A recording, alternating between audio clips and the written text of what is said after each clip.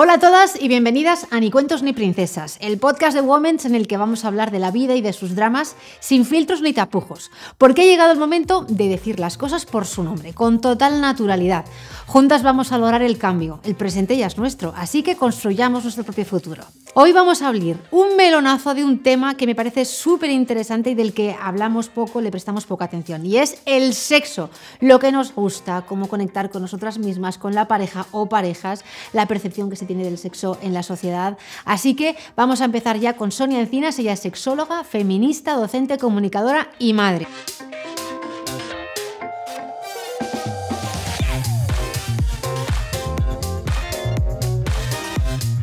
Muchas gracias, estoy muy contenta de estar aquí. Bueno, ¿cuántas veces practicas sexo a la semana? No hace falta que me respondas. Lo digo porque cuántas veces hemos oído esa pregunta y además como sinónimo de un termómetro que se utiliza para valorar la calidad de nuestra vida sexual, como si la cantidad de veces que tenemos sexo fuera lo único a tener en cuenta. ¿Es realmente tan importante o la calidad es también algo que se tiene que tener muy en cuenta?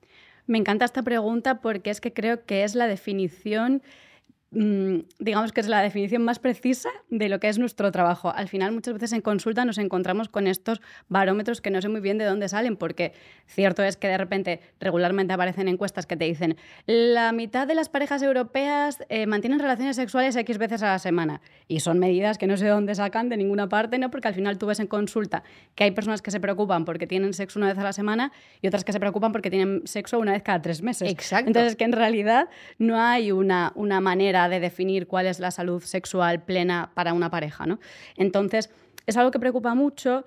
No sé muy bien el origen, pero sí que es cierto que al final el sexo se ha convertido, sabemos que es un tabú, bien lo has dicho al principio, se ha convertido, si no en un espacio de bienestar, porque no nos lo han enseñado así, es un espacio tabú, un espacio de miedo, de no permiso, de vergüenza, pero al final en el espacio de la pareja, del vínculo romántico, se ha convertido en un medidor, que esa es la trampa última, ¿no? O sea, de alguna manera hemos interiorizado, yo qué sé, yo me acuerdo de los refranes estos, ¿no? De los sábados, sabadete y esto, de alguna manera hemos interiorizado que hay un número de veces en concreto que tener sexo para que, o sea, como que nos da la paz de que nuestra pareja va bien. Sí. Y esto es totalmente falso.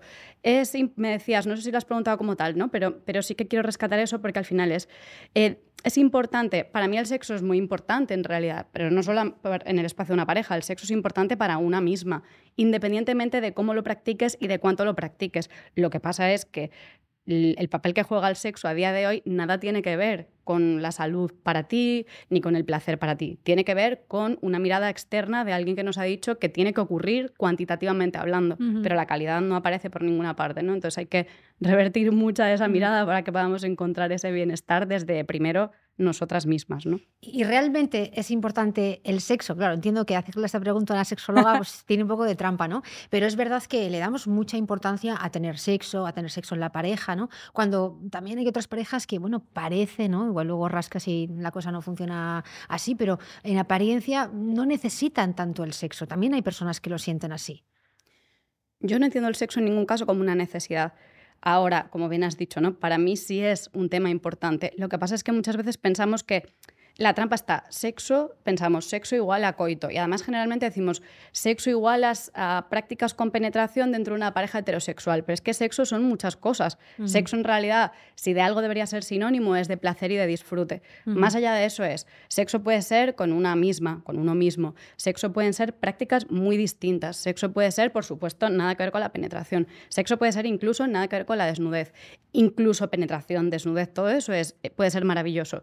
Pero es verdad que tenemos que, antes de hablar de cuánto sexo, que en realidad a mí no me gusta nada hablar de cuánto sexo, vamos a hablar de que es placentero para ti. Vamos a hablar de tu relación con el cuerpo y del cuerpo de la otra persona, cómo te relacionas con los demás o con las demás, ¿no? Entonces, al final sí es importante porque forma parte de nuestra experiencia de vida desde que nacemos hasta que morimos, la sexualidad.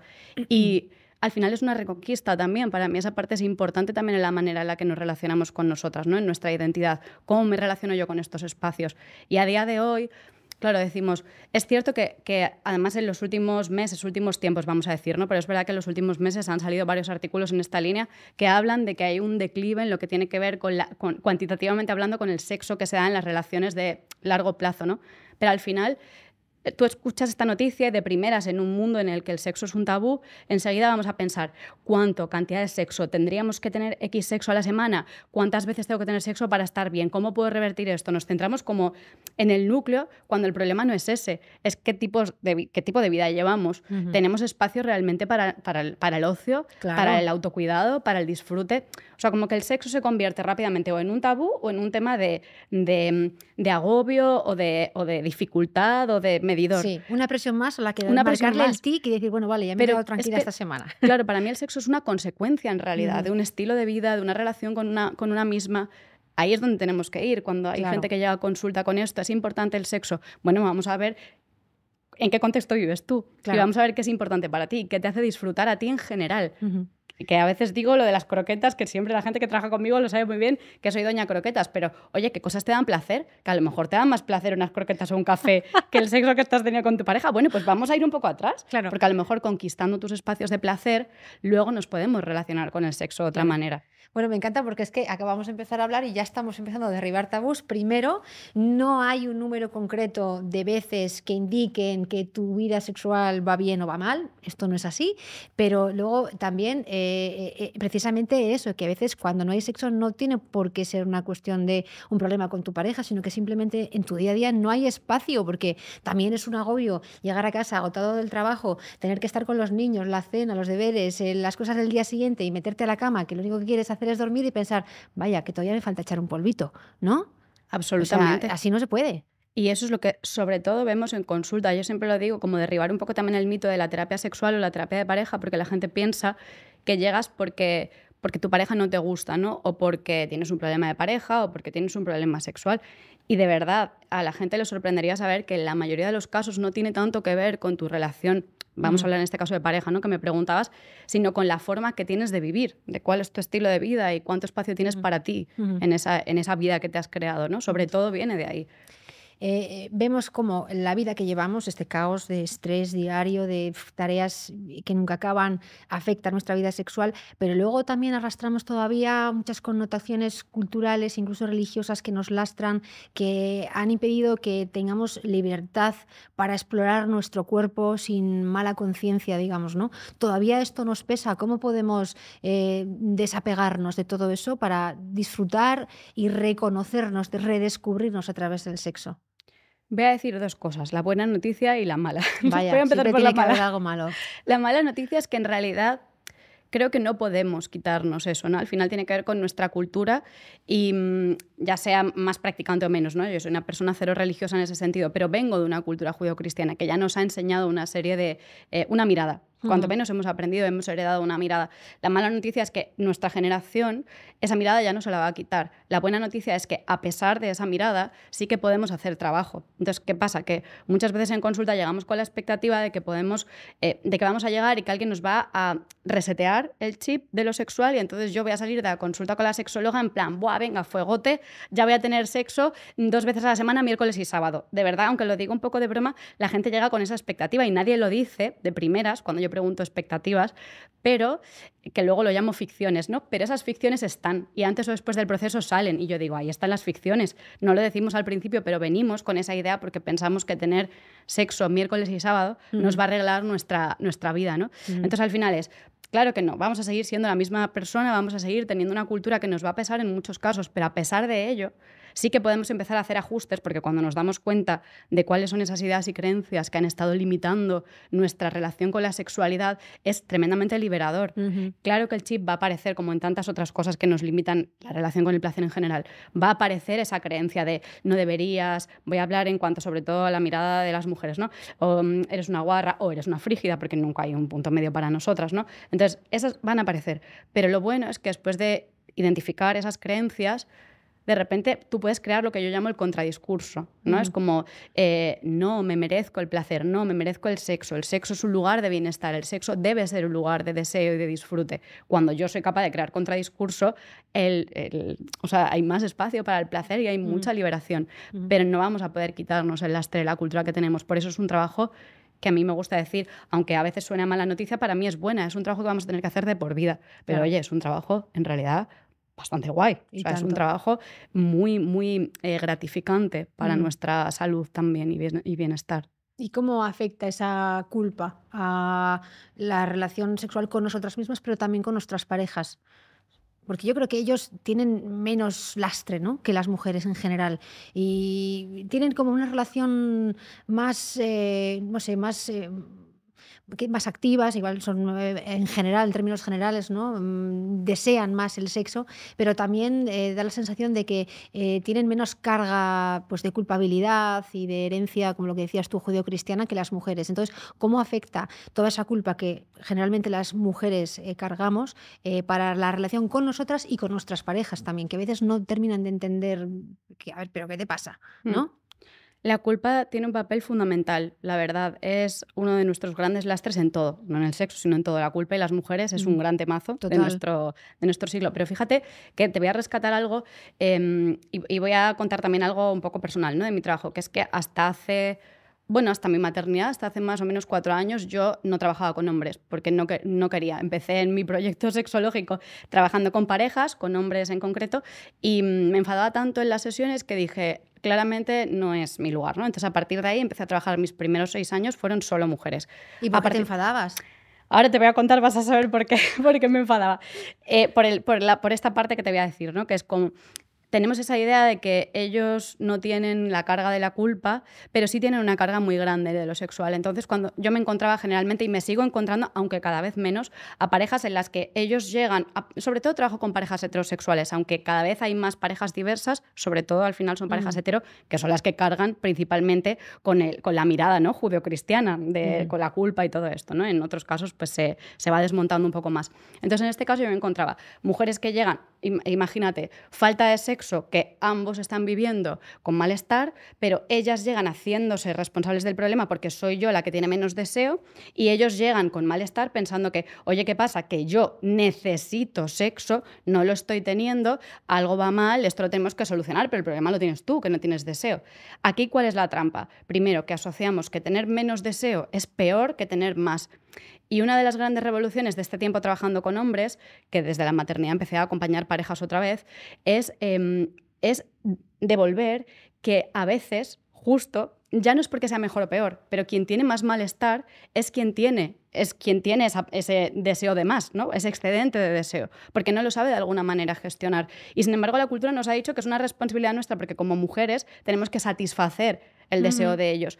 Y un trabajo realmente transformador es el primero, que ellos se den cuenta que la responsabilidad también es suya y que si el malestar es tuyo, tú tienes un gran trabajo por hacer, que no es mejor tener más deseo. Eso no implica una mejor relación con la sexualidad, ni mucho menos, porque en muchos casos llegan a consulta hombres frustrados, pero no es por una necesidad sexual.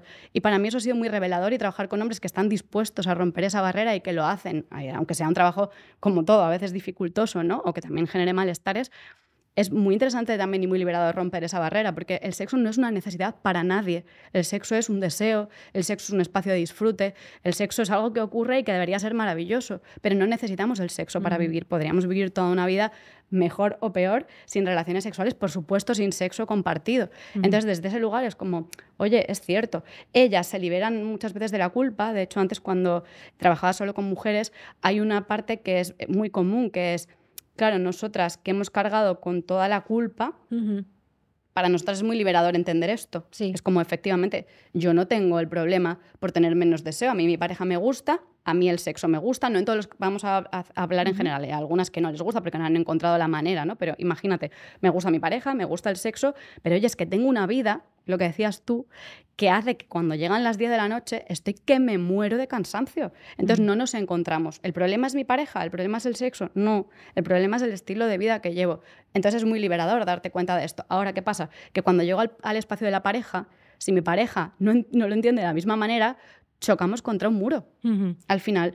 Entonces, ¿qué pasa? Que ellos tienen que hacer también su trabajo. Y este ha sido lo revelador de los últimos tiempos. Antes me enfadaba en consulta por esto, ¿no? Y entonces dije, vale, yo no puedo acompañar desde ese lugar por esta frustración de ellos. Y ahora me parece tremendamente valioso hacer ese trabajo, porque cuando ellos se dan cuenta y sueltan, lo que ocurre a nivel pareja es maravilloso. Ahora, igual que nosotras no nos quitamos el lastre, ¿no?, de esa cultura judeocristiana, ellos tampoco, porque también hay una cultura que les ha dicho que para ser hombre de verdad, te aplaudo, si tienes sexo ganas todo el tiempo. Yo siempre pongo el ejemplo, piénsalo, que de repente llegues a una conversación en plan con tus amistades y de repente hay un grupo de hombres y te dicen, pues yo la verdad es que el sexo a mí me da igual, a mí yo no tengo ganas de tener sexo nunca, la verdad, ¿te lo ¿Cómo? imaginas? ¿Qué película de ficción estás contando? Claro, eso es. Pero es que, ¿sabes qué? Que en realidad esto les pasa a muchos y cada vez hay más hombres en consulta con falta de deseo, pero no se habla.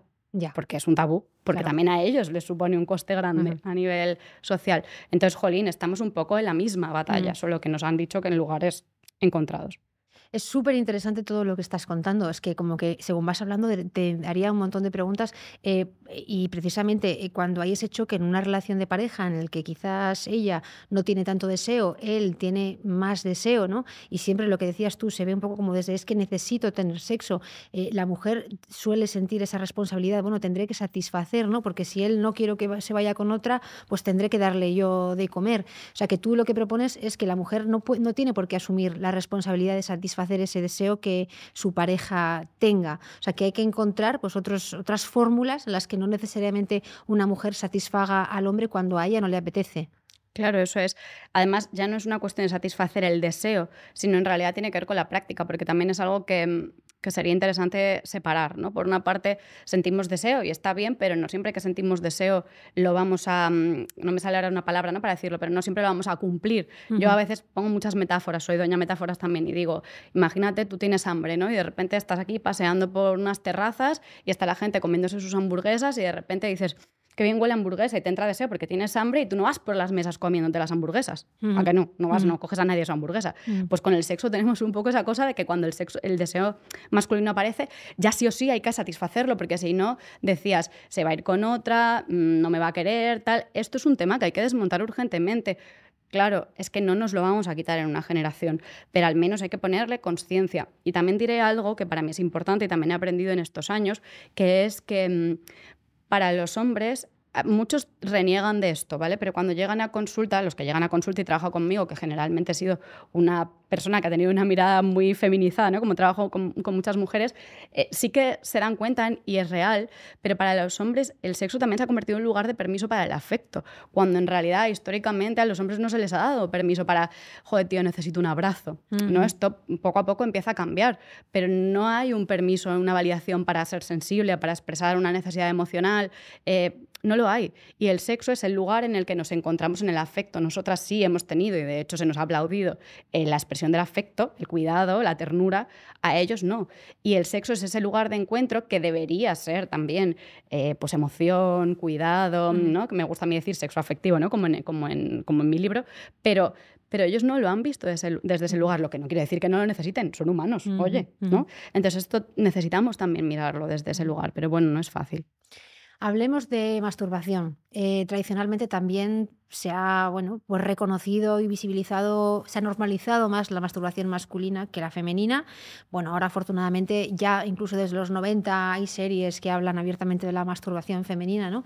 Con las que te ríes, incluso con tus amigas, pero vamos, comparativamente sigue estando muy por detrás de la masturbación masculina, porque falta espacio para hablar de ella, todavía queda mucho camino por recorrer. Te voy a hacer una pregunta.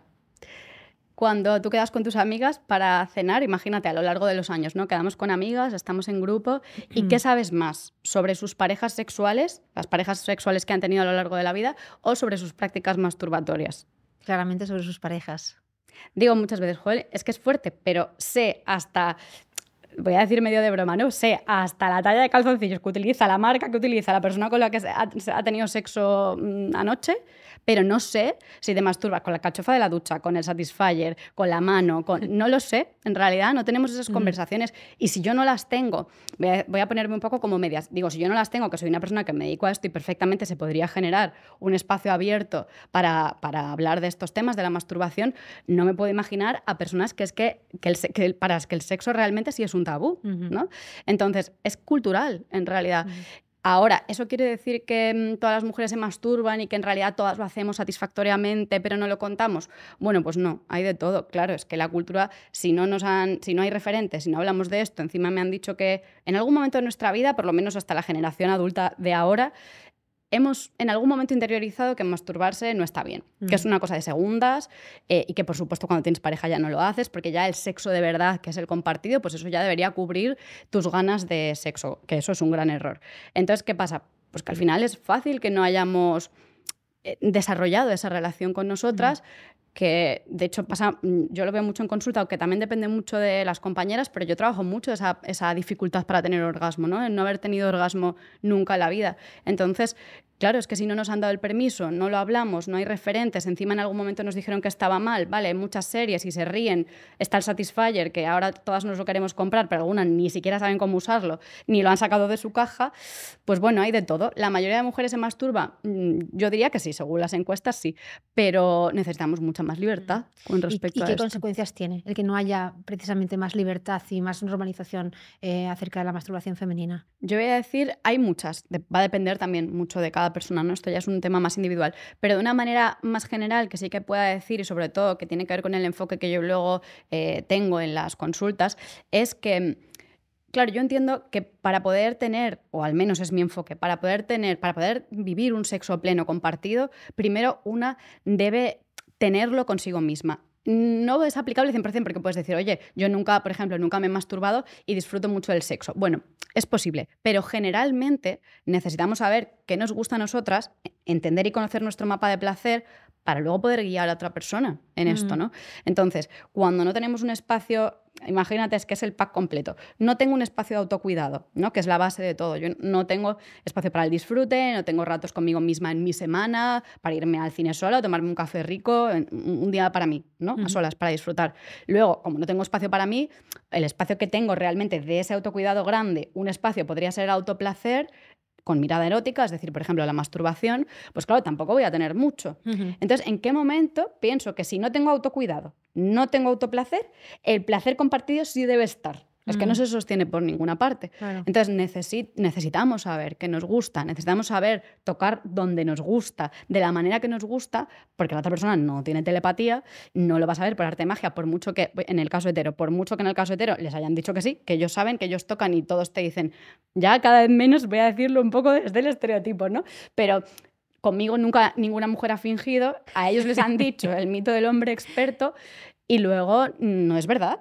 O sea, al final, prácticamente todas las mujeres, ya no voy a decir todas porque luego me critican en Instagram, prácticamente el total de las mujeres ha fingido orgasmos en su vida cuando ha tenido, especialmente en relaciones heterosexuales. Entonces, claro, no lo saben, claro que no lo saben. Y oye, queridos, que está bien no saberlo, o sea, es que no tenéis que saberlo. Claro. Tendríamos nosotras también que alcanzar un poco las ganas de poder enseñar. Claro. Y para eso tenemos que tocarnos. O sea, está la autoexperimentación como primer paso, pero luego, claro, la comunicación con tu pareja. Claro. Y nos da vergüenza pedir, ¿no? O sea, muchísimo. Todavía nos da vergüenza decir, oye, mira, esto no, pero esto sí, o haz tú esto, yo hago esto otro. Pero ¿no? si nos da vergüenza a veces decirle a una amiga, oye,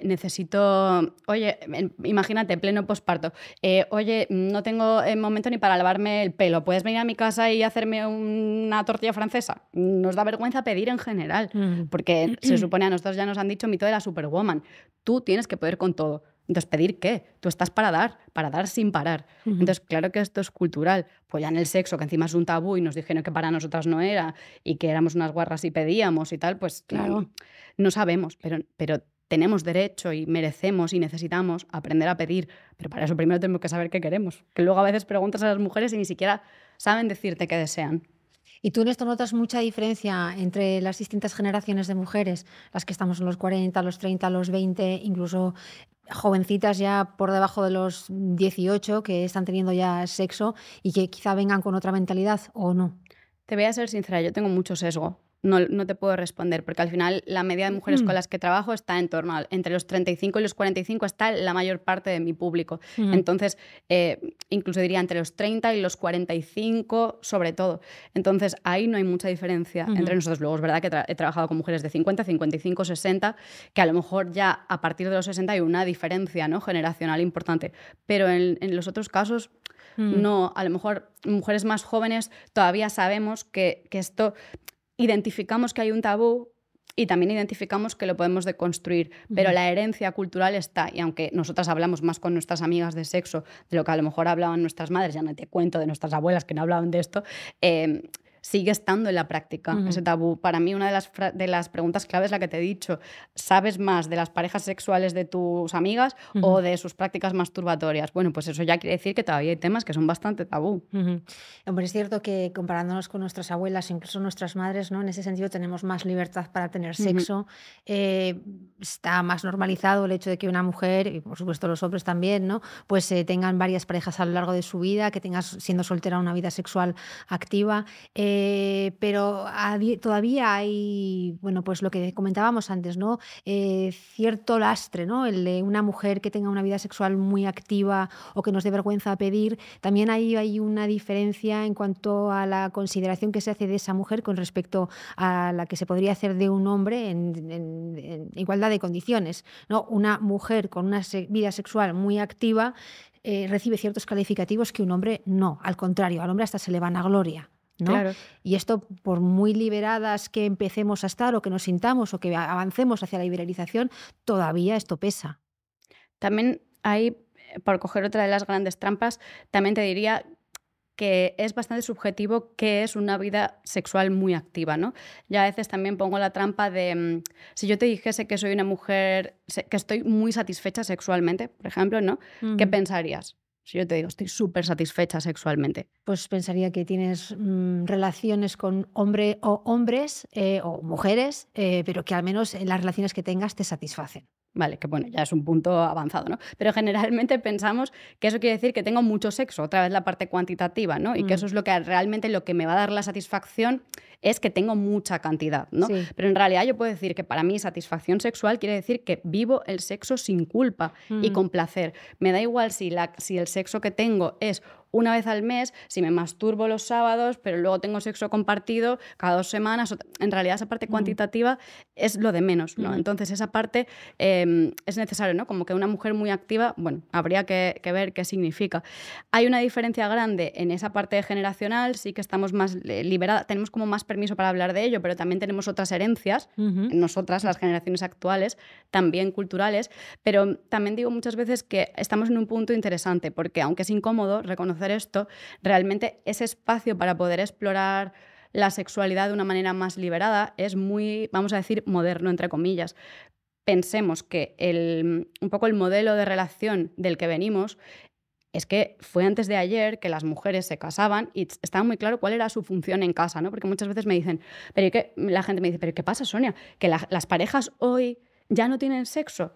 Y digo, bueno, ya estamos hablando, ya se está hablando en los artículos de que cada vez menos y que tiene que ver, pues, capitalismo, las nuevas tecnologías, etcétera, etcétera. Pero es que pensemos que no hay referentes de cómo era antes, porque antes las relaciones eran tú, mujer, te quedas en tu casa y tú sabes cuáles son tus funciones como buena esposa.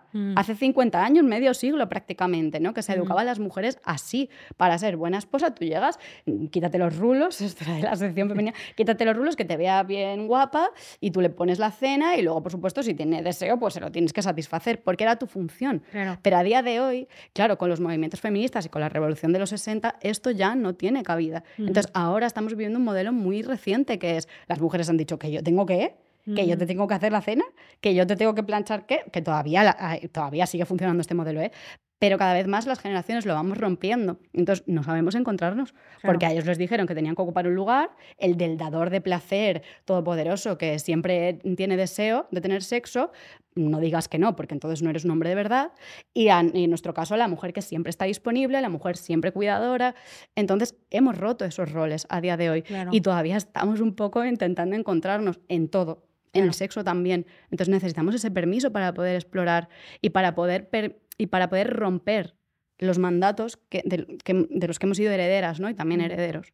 Bueno, y por supuesto ya no solamente no es ser dadora de placer per se y únicamente, sino que en la relación sexual nosotras también disfrutemos. No queremos tener un sexo solamente para ellos, también para nosotras, ¿no? Deberíamos, que antes eso las deberíamos. abuelas no creo yo que estuvieran pensando, espérate que esto no me gusta, esto sí. O sea, era bueno, pues nada, que se quede tranquilo y a dormir. A veces te sorprende, en general diría que efectivamente es así, pero primero tenemos que hacernos esa pregunta nosotras y sí saber que sí, tenemos permiso para disfrutar, porque parece como muy obvio, pero de verdad todavía muchas mujeres a día de hoy piensan que no tienen permiso porque es egoísta, pero es que lo extrapolo a todo, porque a veces cuando vamos al sexo aparece el tabú y la vergüenza, pero luego lo sacamos un poco del sexo, vemos que funciona más o menos igual en todos los espacios de nuestra vida y dices, ah, claro, entonces en el sexo tiene sentido que pase igual. Pero nos pasa con todo. Ese permiso para nuestro placer, ese permiso para saber qué nos gusta a nosotras en general. No tener que estar siempre hiperdisponibles para el afuera, ya sea porque soy madre, porque soy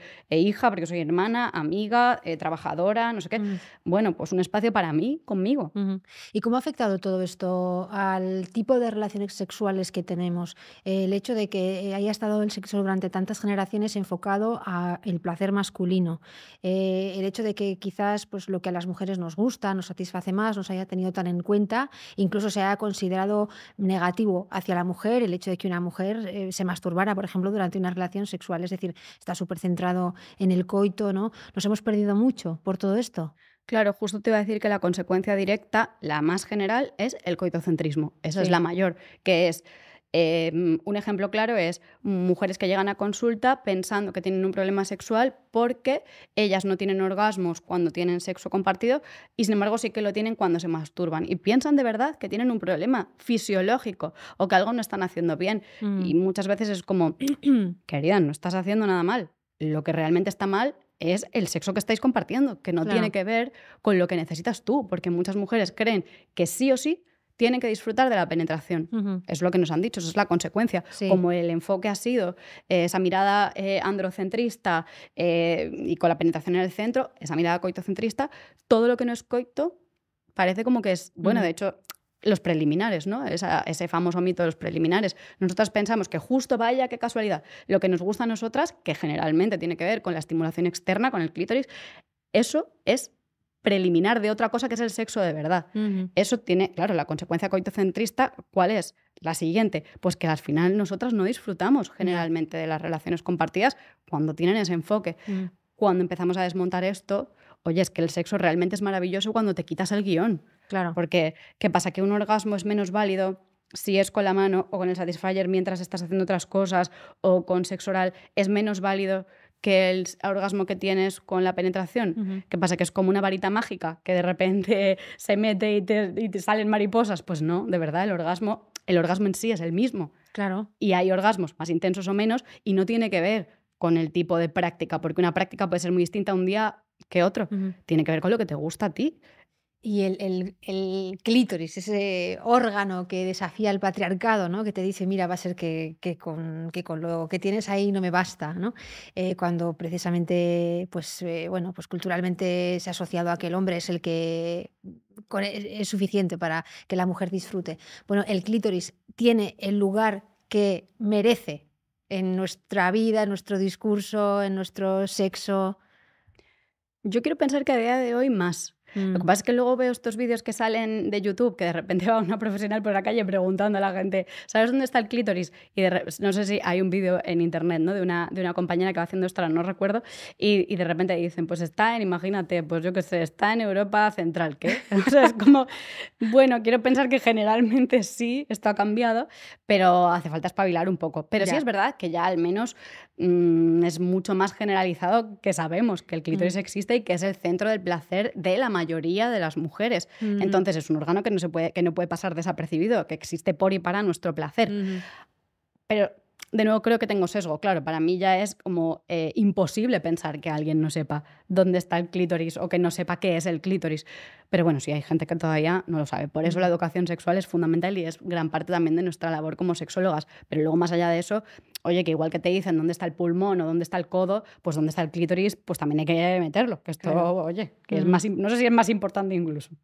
Y sobre todo a día de hoy que la pornografía es tan accesible que, bueno, incluso para los jóvenes simplemente a golpe de clip con el móvil, con el ordenador, ¿no? Tienes ahí una cantidad ingente de vídeos de todo tipo de tendencias de uno y de otro disponibles. Pues, ¿qué consecuencias está teniendo en la sexualidad que vivimos a día de hoy, especialmente en las generaciones jóvenes? Porque yo creo que nuestras generaciones, cuando éramos más jovencitos, ¿no? Que igual es cuando tienes más curiosidad y te puede picar en un momento dado el ver algo de porno, pues claro, era la cinta que era más complicado conseguir y demás, pero es que ahora es tan fácil. Entonces, ¿qué consecuencias está teniendo esto en nuestra vida sexual? Yo creo que una de las consecuencias es que precisamente se refuerzan todos esos roles que estábamos empezando a desactivar, ¿no? Al final en el porno generalmente, además en el porno gratuito, porque claro, cuando acceden tan fácilmente no acceden a un porno ético de alguna manera, ¿no? Acceden al porno gratuito, al porno más mainstream en el que se ven prácticas que generalmente son machistas, que generalmente tienen un lugar en el que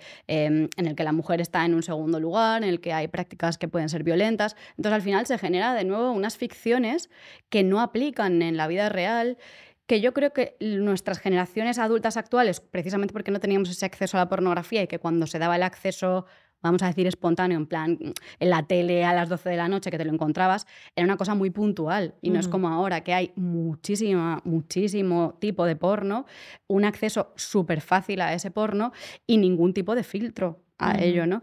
Entonces, claro, la consecuencia es que precisamente se refuerzan otra vez roles patriarcales, violentos, las ficciones, porque el sexo no es así en la vida real, y eso es lo peligroso. Por eso creo que al final, no creo, sé, y además así lo dice la evidencia, ¿no?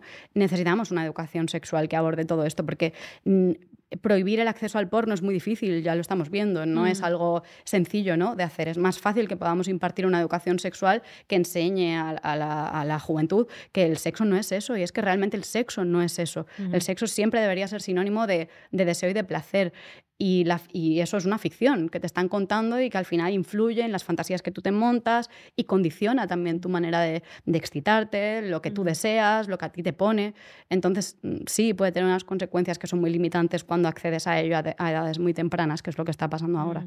Hablamos a veces sobre, bueno, mayoritariamente, en mi opinión, cuando hablamos de porno, cómo afecta a los hombres, a los jóvenes, cómo consideran quizá que la mujer está más pues dispuesta pues para ellos, ¿no? Cómo tiene que estar siempre disponible. Pero ¿tú crees que también condiciona la percepción que las mujeres, las jóvenes, tienen sobre su propia sexualidad, lo que se espera de ellas? ¿Puede derivar en que tengan comportamientos con los que en el fondo ellas no se sientan del todo cómodas, pero que consideren que es lo que se espera de ellas? Claro, eso es reforzar los roles, los mandatos antiguos. De hecho, ahora estamos en un momento interesante porque, por una parte, claro, aquí hay un tema también como de privilegio, ¿no? Al final hay como la educación sexual no es un derecho para todos por igual, ¿no? No todos los planes educativos incluyen una educación sexual. ¿Esto qué hace? Que haya una diferencia muy grande entre quien sí que la tiene y quien no, ¿no? Entonces, a día de hoy vemos, por ejemplo, series como Sex Education, en la que de repente hay diversidad sexual, prácticas igualitarias, éticas, y esto conecta con el público de una manera muy mayoritaria, porque de ahí el éxito de esta serie, y a la vez hay un tipo de porno extremo, violento, no ético. Entonces, se están dando a la vez esos dos discursos. El que pesa más, ¿cuál es? El otro, el del porno no ético. ¿Por qué? Porque es el más accesible y gratuito, ¿no? Al final, aunque parezca una tontería, para ver Sex Education, pues tienes que tener un acceso a una plataforma, ¿no?, que es de pago. Entonces, estos dos discursos están ocurriendo hoy. Ya hoy hay jóvenes, de hecho, no recuerdo hace cuánto, pero hace pocos años, ¿no?, que salió un estudio que hablaba de que justo las mujeres, las personas no binarias, las mujeres bisexuales o las mujeres lesbianas eran mucho más críticas con la sexualidad, que con las prácticas sexuales, que los hombres o que las mujeres heterosexuales. Precisamente, ¿por qué? Porque como esto no encaja, lo que me estás contando no encaja con mi vivencia, yo de alguna manera tengo que reconstruir mi vivencia, y eso ya hace que ponga en cuestión y que sea crítica con el mandato establecido, ¿no? Entonces, al final, si tenemos esa educación sexual y sabemos que hay otras maneras y que hay otros discursos, incluso si tenemos referentes a nuestro alrededor que nos lo muestran, eso nos va a permitir ser más críticas. Pero si lo que yo tengo alrededor es una mirada machista en la que hay unos roles de género muy establecidos, imagínate, pareja heterosexual, mamá en este rol, papá en este rol, y a mi alrededor no hay diversidad, no hay una mirada crítica, nadie me habla de educación sexual, pues es muy posible que cuando llegue mi momento de tener prácticas compartidas, desde darme besos o el petting o lo que sea, y luego el sexo con penetración, claro, yo no voy a ser crítica si no tengo un referente, si nadie me ha dicho: oye, que tú tienes permiso para disfrutar y es tan importante tu placer como el de la persona con la que vayas a compartir tu cuerpo, ¿no? Pues hombre, es que alguien nos lo tiene que decir, Y curiosamente. hay un buen porno. ¿Puede ser positivo el porno en una relación sexual, ya sea para contigo misma o con otra persona? ¿Qué opinión tienes sobre este tema? Es un tema súper polémico, nunca me meto en este jardín yo, la verdad, porque levanta muchas asperezas y es muy crítico. Yo, siéndote honesta, a pesar de que muchas veces me han criticado por ello y no hablo mucho, no soy Claro, yo no prohibiría el porno. Para mí, por más que lo leo y lo intento, no lo critico como tal. El porno en sí no es más que un tipo es un formato, ¿no? Lo que representemos en él es lo que me importa. Entonces, no, yo no soy antiporno. Yo no diría que el porno es el mal de nuestro tiempo. Yo he visto porno, es verdad que no soy consumidora de porno ni actualmente ni nunca, pero al final he tenido acceso en la adolescencia o me lo he descargado cuando nos descargábamos películas y de repente aparecía porno. Y bueno, siempre he tenido esa mirada crítica. ¿Por qué? Porque he recibido, no una educación sexual de manual, pero sí que es verdad que siempre he vivido el sexo desde ese lugar, ¿no? Entonces tengo esa esperanza y puesto que pienso que no podemos prohibir el porno, porque ya hemos visto que esto no funciona, quizá el debate no está tanto en si prohibirlo o no, sino que al final mi mirada está en, oye, vamos a impartir una educación sexual independientemente de si acceden o no, una educación sexual de calidad. Pero bueno, sí se habla de porno ético, aunque ya hay pues personas feministas que dicen que el porno no puede ser ético de ninguna manera, pero bueno, esa etiqueta está, el porno ético, ¿no? En la que sí que la representación pues, es más igualitaria, se tiene en cuenta el placer de la mujer, se tiene en cuenta ya no solo eso, sino incluso la manera en la que se rueda ese formato, ¿no? Esa ficción. Pero bueno, no deja de ser ficción, la ficción está en todo, ¿no? Y eso lo tenemos que saber, que cuando accedo al porno, pues es que al final lo que está ocurriendo ahí no es un sexo, no es un sexo como el que tendremos en nuestra vida real, es una interpretación. Ahí está la cuestión, pero educación sexual siempre, independientemente de cuál sea tu mirada, la respuesta está clara para todas las partes, que es educación sexual de calidad. Es así. ¿Y la hay en los colegios, en casa? ¿Cómo lo ves tú? Generalmente no. Ahora sí que hay proyectos muy interesantes que se están llevando en centros educativos, pero es tan puntual. Ya. Yo tengo grandísimas compañeras haciendo un trabajo estupendo. Por ejemplo, aquí en Cataluña hay mucho más que en Madrid, ¿no? O en País Vasco hay proyectos más interesantes de los que hay en otras comunidades. Jolín, esto es fuerte, ¿no? Que hay una diferencia brutal según donde vivas. Puedes tener más acceso a ese tipo de educación o no, pero es que es muy minoritario. ¿Y debería ser una cuestión que se trate en casa o debería estar sistematizada en las escuelas, por ejemplo? No sé si la respuesta es debería. No sé si debería estar en casa. Ojalá sí. Ojalá todas las criaturas tuviesen en casa un entorno en el que se les pudiese hablar del placer del clítoris, que además lo supiesen sus progenitores o sus progenitoras supiesen que, oye, que el clítoris es esto, que tu placer importa y que te sepan responder de manual. Pero esto no es así. Entonces, debería, no lo sé. Lo que está claro es que lo que sí que debería es haber en un currículum escolar generalizado acceso a una educación sexual de calidad. O sea, debe haber una asignatura o que sea de una manera transversal, pero para todas las personas por igual, o sea, que tengan acceso. En casa no siempre tenemos las posibilidades, igual que yo no sabría enseñar a mi hijo a hacer raíces ni cosas de esas, de matemáticas, porque ya quedó atrás en la vida, no se me ocurriría ponerme a mí, pues no, al final tendré que buscar ayuda de profesionales si de repente lo necesita, si necesita ese apoyo. Lo mismo con la sexualidad, con la educación sexual más bien, no con la sexualidad.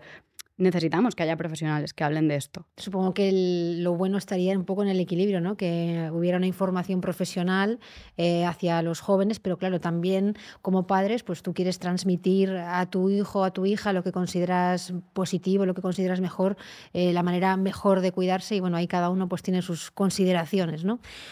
Hablando sobre, tú que eres madre, yo también, la maternidad y el sexo, porque también es un momentazo, cuando pares, cómo cambia el asunto.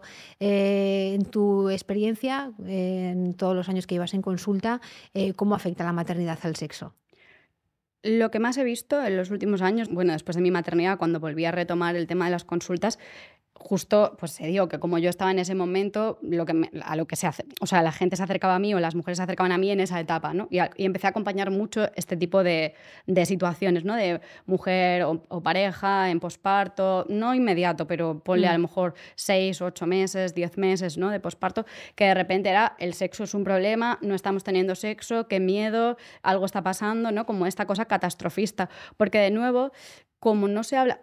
Todo lo que tiene que ver con la mirada sexual está de nuevo calado por la mirada masculina. Entonces, no se habla de las etapas, de nuestras etapas. La sexualidad es dinámica y a lo largo de la vida va a cambiar todo el tiempo. Si digo que desde que nacemos hasta que morimos somos sexuales, es que la sexualidad en la infancia, que tenemos sexualidad porque somos seres sexuales y sexuados, va a tener unas características, en la adolescencia otras, en nuestra etapa fértil va a tener otras, en la menopausia tendrá otras, en la madurez otras. Va a cambiar. Y esto nos da mucho miedo porque la única representación de la sexualidad que hay es adulta, en etapa fértil, heterosexual y coitocentrista. Es la única representación.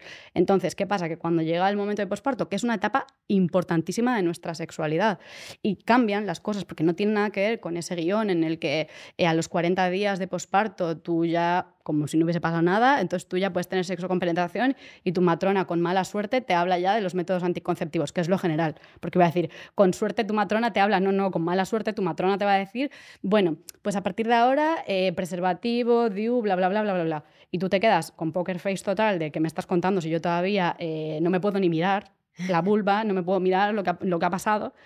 Pues a partir de ahí dices, ya, se acabó el momento. A partir de ahora ya tengo que recuperar el guión, que es el de yo he de satisfacer a mi pareja. Esto, casi todo han sido parejas heterosexuales, aunque no todo, pero casi todo parejas heterosexuales. Y claro, ¿qué pasa ahí? Que nadie te ha dicho que tú estás en una etapa de tu sexualidad que lo que tiene que ver con tu libido está relacionado con que tu cachorro sobreviva cuando tú lo hueles y liberas oxitocina, endorfinas, dopamina, cuando si haces lactancia materna o si alimentas a tu bebé.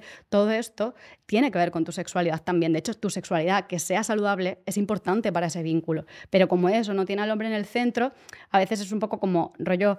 Hay una cuenta muy graciosa, ¿no? Que creo que se llama meme masculinidad, ¿no? Que es como los hombres ahí con cara como de gatito, ay, ¿qué pasa aquí conmigo? ¿No? Que es un poco lo que tiene que ver con el sistema patriarcal. Ahí no estoy, mírame. Bueno, pues es que tú ahora, efectivamente, tu papel es otro. Tu papel está, en todo caso, ¿no? En rondar esa diada y ver que todo va bien. Pero lo que a nosotras nos está ocurriendo forma parte de nuestra sexualidad. Y es terrible, y de verdad es terrible, que no nos den permiso para poder vivirlo así y que ya desde el día 40 estemos pensando cuánto tiempo llevo sin tener sexo. Y gente que te dice, es que hace 6 meses que tuvimos un bebé y no hemos recuperado relaciones sexuales. Y lo digo amorosamente. Y no pasa nada. Y puedes tardar 5 meses, puedes tardar 8, 10, y hay personas que en circunstancias, ¿no? Porque también va a depender mucho cómo esté siendo el espacio de pareja. Ya no de que te puedas cuidar e irte al cine, no, muy lejos, nada que ver con eso, pero sí que te puedas mirar y que lo que veas te guste. O sea, al final es, si yo, hablando en hetero, si yo veo a mi pareja en ese rol de padre, pues que paterna, que está pendiente, que cuida, hombre, lo que veo me gusta, mi pareja me gusta, pero si encima de tener que estar dando la teta a mi criatura, sin dormir, sin poder ducharme prácticamente, tengo que estar cuidándote a ti y planchándote los calzoncillos, apaga y vámonos. Es que ni en 1 año, ni en 2, ni en 10 voy a querer tener sexo contigo. Normal que no quieras. Entonces, desde ese lugar, que quizá no es el extremo, puede ser peor, desde ese lugar intermedio a este otro lugar que te digo de paternidad cuidadora y presente, hay muchos grises, ¿no? que abordar. Entonces, jolín, necesitamos darnos el permiso primero nosotras de saber que somos las protagonistas de esta etapa de nuestra vida, que es sexual per se. Y además siempre digo, si tú eres capaz de vivir esta etapa con permiso, si en el espacio de pareja os sabéis acompañar en esto, vuestra sexualidad va a volver transformada. E incluso diría que puede volver mejorada.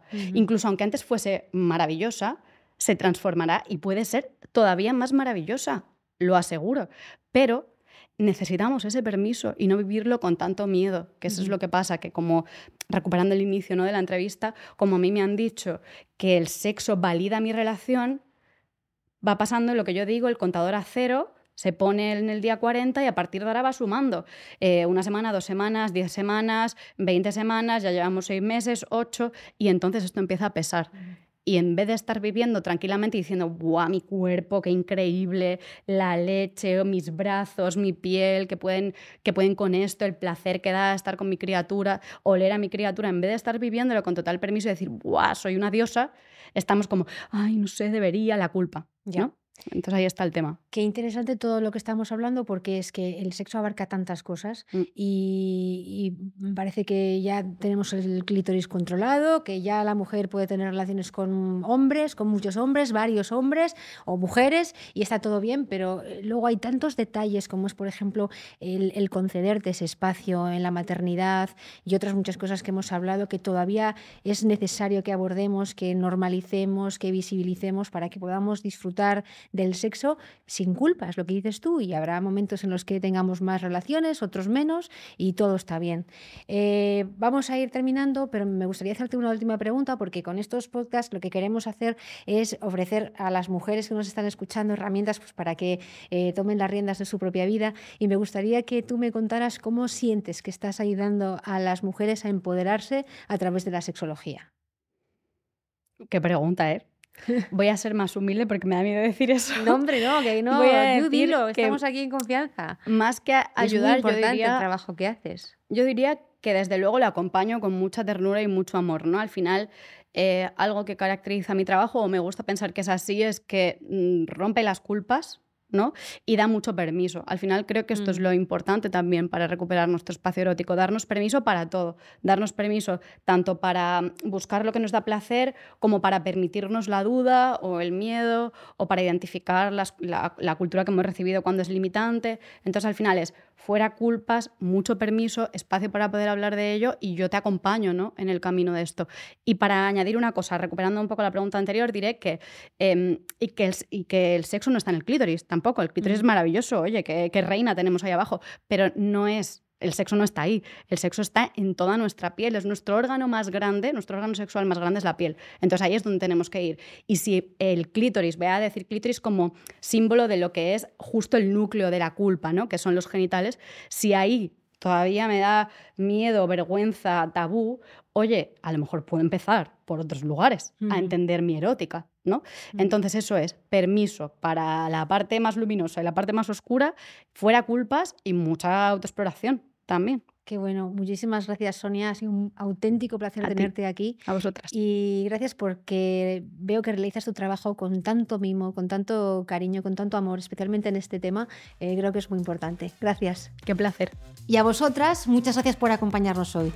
Nos volveremos a ver en el próximo episodio aquí en Ni Cuentos ni Princesas, el podcast de Women's en el que hablamos de la vida y de sus dramas sin filtros ni tapujos, porque ha llegado el momento de decir las cosas por su nombre y de hablar con total naturalidad. Recuerda, puedes entrar en womens.com y descubrir todos los suplementos y accesorios para la salud de la mujer. Somos mujeres, we are women, es nuestro momento. Women's.